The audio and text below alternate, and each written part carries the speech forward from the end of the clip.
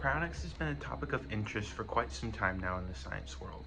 Especially with the pandemic recently, many people thought about preserving their bodies for the future at a time when medical technology would be able to help them. The freezing of humans was first scientifically proposed by Michigan professor Robert Ettinger when he wrote The Prospect of Immortality in 1962. 4 years later, in 1966, the first human body was placed in sub-freezing temperatures, stored in liquid nitrogen. Although cryonics has been around for a while, there's a lot of controversy surrounding it and if we should even get into the study of it in the first place. The most important ethical concerns is really the legitimacy or lack thereof. People are trusting scientists and engineers to come back and basically bring their bodies back to life with the advancement of biomedical technology. And if we don't ever get that increase in technology, those bodies aren't really going to be going anywhere and they're not going to be serving any purpose.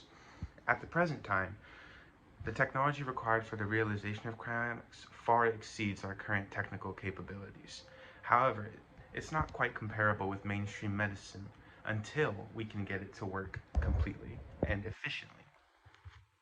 Another disadvantage, other than the widely expensive and, well, the expensive cost, is that because of the procedure, there's no definitive outcome or timeline that we know that it's going to be done. However, we have good reason to expect good future technologies capable of repairing cellular damage in chronic patients we developed, and there's a very high chance that if a patient does experience any severe brain damage prior to cryopreservation, repairs can be done with our new technology.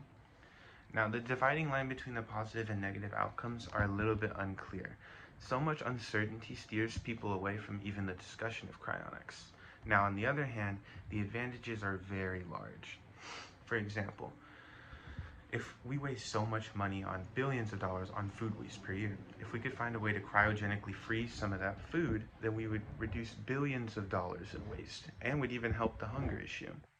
Another possible advantage of cryonics is that with the current technology, we don't have a way to preserve people, but if we do get that technology, then surely we'll be able to preserve specific organs as well.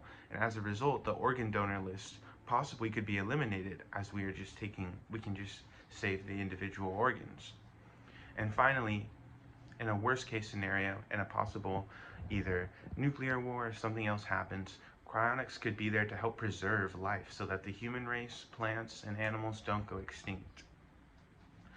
All in all, whenever you're bringing someone back to life, it raises a lot of medical and ethical concerns, especially in the science world.